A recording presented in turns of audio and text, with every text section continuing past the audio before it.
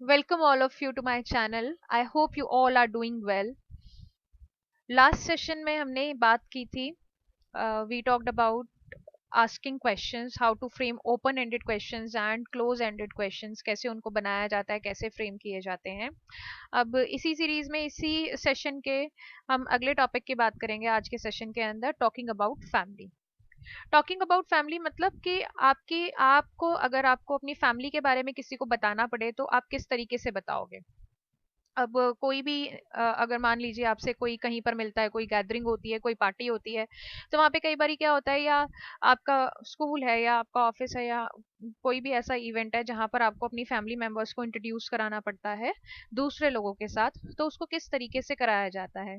अब family members को introduce कराने के लिए दूसरे लोगों के साथ हिंदी में कराना तो बहुत आसान होता है कि हाँ ये मेरी भाई है, ये मेरा बहन है, और ये मेरे पापा हैं, ये काम करते हैं.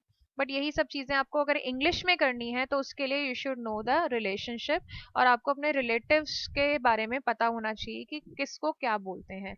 अब यहाँ पर कुछ दिए हुए हैं आपकी बुक के अंदर नेम्स ऑफ रिलेटिव्स. जैसे जो आपके मदर या फादर के पेरेंट्स होते हैं वो आपके क्या कहलाते हैं, ग्रैंड पेरेंट्स कहलाते हैं, ग्रैंड फादर या ग्रैंड मदर.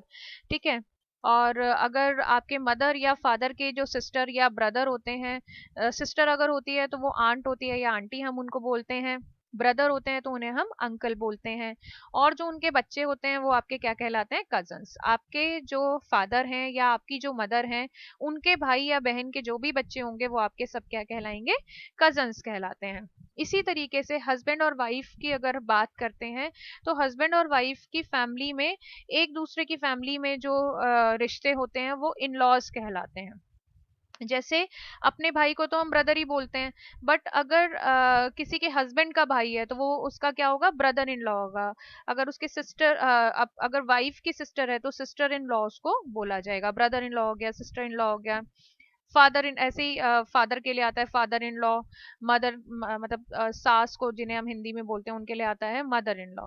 तो इस तरीके से जो रिलेटिव्स के जो नेम्स हैं वो इस तरीके से डिफाइन किए जाते हैं. यहाँ पर देखिए एक तरीके का एक फैमिली का यहाँ पर डिफाइन किया हुआ है डायग्राम. इसके अंदर देखिए ये फादर है, ये मदर है. ठीक है. इनके जो पेरेंट्स होंगे, मदर के पेरेंट्स आपके क्या लगेंगे, ग्रैंड पेरेंट्स. उनके जो भी बच्चे होंगे वो आपकी, अगर हम मदर मैटरनल साइड की बात करें तो वो सब आपके क्या लगेंगे, अंकल या आंटी. फर्दर जो उनके बच्चे होंगे वो आपके कजन्स लगेंगे. सेम इसी तरीके से आपके फादर की साइड से होता है. फादर के पेरेंट्स आपके ग्रैंड पेरेंट्स होते हैं, और जो आप फादर के भाई या बहन होते हैं वो आपके अंकल या आंटी होते हैं, और फर्दर जो उनके बच्चे होते हैं वो आपके कजन्स कहलाते हैं. तो इस तरीके से जो है आप रिलेशनशिप को डिफाइन कर सकते हो. बेसिकली इसके लिए आपको वर्ड्स का पता होना जरूरी है. अब यहाँ पर रिलेशन टॉकिंग अबाउट फैमिली में ही साथ साथ यहाँ पर पोजेसिव एडजेक्टिव्स कुछ दिए हुए हैं कि किस तरीके से हम यूज करते हैं. जैसे एग्जाम्पल यहाँ पर आपका दिया हुआ है, माई, your, his, her, its, are and their. तो these are the some adjectives जिनको हम यूज करने वाले हैं. देखिए अब जैसे इसके एग्जांपल दिया है, माई का क्या है, my mother is a teacher, कि जो मेरी मदर हैं वो टीचर हैं. योर का बिलोंगिंगनेस दिखाने के लिए, where is your sister. His के लिए, हिज कजन प्लेज क्रिकेट. तो इस तरीके से यहाँ पर सबके एग्जाम्पल्स दिए हुए हैं. ठीक है. अब अपोस्ट्रोफी एस करके जब हम लगाते हैं तो वो थोड़ा सा पोजीशन दिखा देता है. जैसे नीचे एग्जाम्पल में देखिए, फादर्स, मदर्स, रवीज. ठीक है. तो father's sister loves us, my father sister loves us, my father's car is red in colour. तो इस तरीके से एग्जाम्पल दिए हुए हैं जहां पर ओनरशिप और रिलेशन यहाँ पर बताया हुआ है. जैसे मदर्स का एक एग्जाम्पल है, my mother's mother is my grandmother, कि जो मेरी मदर है उनकी जो मम्मी है वो मेरी क्या लगती हैं, ग्रैंड मदर लगती हैं. My mother's works never end, की जो मेरी माता है या मम्मी है उनका काम जो है कभी खत्म नहीं होता. तो इस चैप्टर मतलब इस सेशन के अंदर बेसिकली ये था कि कैसे जो आप अपने फैमिली मेंबर्स के बारे में आप कैसे बताते हो और उनसे आपका क्या रिलेशन है.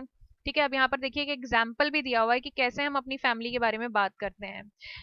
टीना टॉक्स अबाउट हर फैमिली, यहाँ पर एग्जाम्पल दिया है, टीना है, टीना अपनी फैमिली के बारे में बात कर रही है। अब कैसे बता रही है वो? माई नेम इज टीना, मेरा नाम टीना है। My mother is a teacher, my father works in a hotel, my brother name is Raj and my sisters name is Anju. I have three aunts and two uncles. Our grandparents stay in Shimla.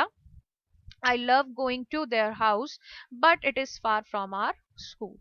तो this is how she has describe about her family. तो इसी तरीके से आप लोग अपनी family के बारे में बता सकते हैं। आप अपना नाम बताएंगे, अपने मम्मी पापा के बारे में बताएंगे, आप अपने भाई बहन के बारे में बताएंगे, और फिर आप अपनी मैटरनल या पैटर्नल जो फैमिली है उसके बारे में आप बताना स्टार्ट करते हैं। तो इसके बाद जो नेक्स्ट सेशन है इसी में कंटिन्यूएशन में, वो है हमारा नेक्स्ट सेशन के अंदर डिस्क्राइबिंग हैबिट्स एंड रूटीन्स, कि हैबिट और रूटीन को हम कैसे डिस्क्राइब करते हैं। अपना डेली रूटीन अगर आपको किसी को बताना है तो वो आप कैसे बताओगे, आपकी हैबिट्स के बारे में अगर आपको किसी को बताना है तो वो आपको कैसे डिफाइन करना है। अब यहाँ पर एक एग्जाम्पल दिया हुआ है प्रिया का। Priya describe her daily routine to a friend, अपने फ्रेंड को वो अपने डेली रूटीन के बारे में बात कर रही है। अब देखिए यहाँ पर उसका डेली रूटीन क्या है। Every day I get up at 7 AM, 7 बजे वो उठती है। I take a bath 7:30, I have my breakfast at 8 a.m. I go to school 8:30 a.m. I come back to school home at 12 sorry, I come back home at 2 p.m. Then I iron and fold my clothes. So फिर उसके बाद आने के बाद वो क्या करती है, अपने कपड़े प्रेस करती है और उनको रखती है। I have dinner with my family at 7 p.m. Then I help wash the utensils. फिर अपनी मदर की वो हेल्प करती है वो बर्तनों को साफ करने के लिए। I watch TV at 8 p.m. I go to sleep 9 p.m. तो this is the sort of routine which is being defined by Priya to his friend. अब इसी तरीके का ही कुछ आपका रूटीन होगा। आप सुबह उठते होंगे, सुबह उठने के बाद आप नहाते हैं, उसके बाद अपना ब्रेकफास्ट करते हैं, फिर आप स्कूल जाते हैं, उसके बाद स्कूल की जो भी एक्टिविटीज हैं उसको फिर आप वापस आते हैं, लंच करते हैं, होमवर्क का कुछ रूटीन होता है आपका।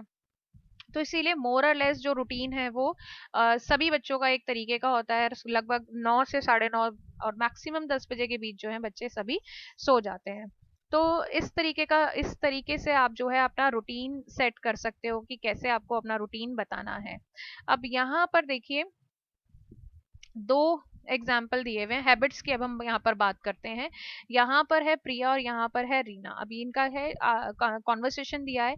हाय Reena, hi Priya, your hair looks so good, आपके जो हेयर हैं वो अच्छे लग रहे हैं। Thank you Reena, I always oil and comb my hair. That's good habit, I never oil my hair. अब यहाँ पर क्या है ऑलवेज, अब उसकी हैबिट क्या है कि वो हमेशा अपने बालों में ऑयल लगाती है और कॉम्ब करती है। और यहाँ पर रीना ने क्या बताया है कि मैं ऐसा कभी भी नहीं करती। अब इसने बोला कि you must do Reena, have you completed the science homework? Yes I have finished my homework on time, कि मैंने अपना होमवर्क जो है टाइम पर फिनिश कर लिया था। That's great habit, I have not completed my homework. अब यहाँ पर क्या है, इसकी हैबिट क्या है, अपना काम टाइम पर पूरा करने की। और यहाँ पर जो प्रिया है उसने बताया I have not completed my homework, मैंने अभी तक अपना काम पूरा नहीं किया है। आई sometime forget to finish my homework, और कभी कभी मैं ऐसा करना भूल भी जाती हूँ। Don't worry, come I will help you with the homework, मैं होमवर्क को आपको करने में हेल्प कर दूंगी, कोई बात नहीं। तो अब यहाँ पर हैबिट बचाने के लिए देखो कुछ वर्ड्स का यूज हुआ है, जैसे always, never, sometime. These are the words which we use to define some मतलब रूटीन एक्टिविटी। इन एक्टिविटीज को डिफाइन करने के लिए हम इनको यूज करते हैं। They are called adverb of frequency, कि वो काम आप कितना करते हो। Then they describe how often something happens, और वो जो काम है आप कितनी टाइम के बाद कर रहे हो, उसके काम को करने की फ्रीक्वेंसी क्या है। जैसे you go to school daily, you daily go to school, ठीक है। You brush your teeth daily twice a day, ठीक है। You never make you never make your bed, आप अपना बेड कभी नहीं बनाते हो। You always help your friends, आप हमेशा अपने दोस्तों की मदद करते हो। तो these are the some examples which we can use to describe our daily habits and routine. इनको हम यूज कर सकते हैं। रेगुलर एक्टिविटी के लिए हमें यूज करते हैं जो वर्ड, जैसे वीकली बेसिस पे होता है, डेली होता है, ईयरली होता है, ऑलवेज होता है, ठीक है। और इरेगुलर एक्टिविटीज के लिए जो हम कभी कभी करते हैं, समटाइम्स को हम यूज करते हैं, ऑफन को यूज करते हैं, और रेयरली को यूज करते हैं। जैसे I rarely go to the market to buy vegetables, कि मैं बहुत कम ऐसा होता है कि मैं मार्केट जाऊं और वेजिटेबल्स को खरीदूं, ठीक है। और अगर किसी की अगर डेली की हैबिट होगी तो ये क्या होगा, I daily go to the market and buy the fresh vegetables and fruits for my family, तो वहां पर ये वर्ड आ जाएगा आपका डेली। तो फ्रीक्वेंसी डिफाइन करने के लिए हम इसको यूज यहाँ पर करते हैं। उसके बाद नेक्स्ट और जो लास्ट सेशन है इस टॉपिक का, उसके बारे में हम बात करते हैं, वो है आपका आस्किंग अबाउट डायरेक्शंस, कि डायरेक्शंस के बारे में आप कैसे बात करते हो, या किसी से अगर कोई आपको पता पूछना है तो आप उसको कैसे पूछोगे, ठीक है। अब डायरेक्शंस बेसिकली हमें पता है कि कैसे क्या डायरेक्शंस होती हैं, 4 डायरेक्शंस होती हैं, ठीक है। उसी के अकॉर्डिंग हम किसी को अगर कुछ पता वता बताना होता है उसी के अकॉर्डिंग बताते हैं। अब यहाँ पर कुछ एग्जांपल्स दिए हुए हैं, हाउ टू आस्क फॉर और गिव डायरेक्शंस, कि आपको कैसे डायरेक्शंस के बारे में पूछना है और डायरेक्शंस आपने कैसे देनी है। When you need to go to a new place, what do you do? जब आप कभी भी नई जगह जाते हो तो आप क्या करते हो? You ask somebody or use a map. या तो आप किसी से रास्ता पूछते हो या आप मैप यूज करते हो। Why you ask someone? You ask politely. When you ask someone, you ask politely. Start by saying excuse me or greeting them. Basically क्या होता है कि जब भी आप कहीं पर रोड पे जा रहे हो, कहीं जा रहे हो और आपको कुछ रोड रास्ते का आइडिया नहीं लगता, तो आप किसी से भी जो भी वहां पर अवेलेबल हो उनसे आप बड़े पोलाइटली बात करते हो और रास्ता पूछने की कोशिश करते हो। तो अब ऐसे तो नहीं पूछ लेते ना कि हमें, क्योंकि उनका नाम तो नहीं पता है। तो बात स्टार्ट करने के लिए पोलाइटली हम क्या बोलते हैं, excuse me, could you please tell me the way to this, कि कहाँ पर आपको जाना है, आप उसका रास्ता बता सकते हो, ठीक है। आप बहुत प्यार से उस चीज के बारे में पूछोगे। Ask clearly about the place where you want to reach, for example central school जाना है, आपने राजनगर जाना है, रेलवे स्टेशन का रास्ता पूछ रहे हो, पोस्ट ऑफिस का रास्ता पूछ रहे हो, एटलीस्ट आपको ये पता होना चाहिए कि आपको कहाँ जाना है, ताकि आप क्लियरली उनसे बात कर सको। अब कुछ यहाँ पर तरीके दिए हुए हैं किस तरीके से जो डायरेक्शंस है वो पूछे जाते हैं, रास्ता पूछा जाता है। Excuse me, can you please tell me the way to national park, क्या आप मुझे नेशनल पार्क जाने का रास्ता बता सकते हैं। Excuse me, which way is for railway station, की रेलवे स्टेशन का रास्ता क्या है। Excuse me, do you know the way to Gandhi National Museum. तो these are the some way by which you can मतलब by which you can ask the directions about where you want to go.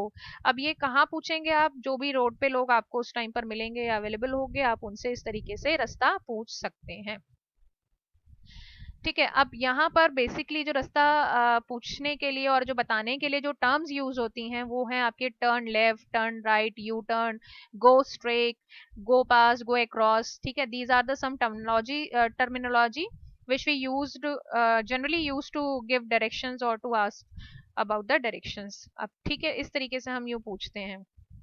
अब यहाँ पर हम जब directions की बात करते हैं तो हम यहाँ पर लैंडमार्क्स की बात करते हैं। लैंडमार्क्स का क्या मतलब होता है, कोई भी वेल नोन प्लेस जो उस जगह का वेल नोन हो, जिसके बारे में सब जानते हो, ऐसी जगह को लैंडमार्क बोला जाता है। जैसे कोई बड़ी बिल्डिंग है, ऑफिस है, ब्रिज है, ठीक है, स्कूल है, या कुछ भी ऐसी जगह जो कि फेमस जगह हो, ठीक है।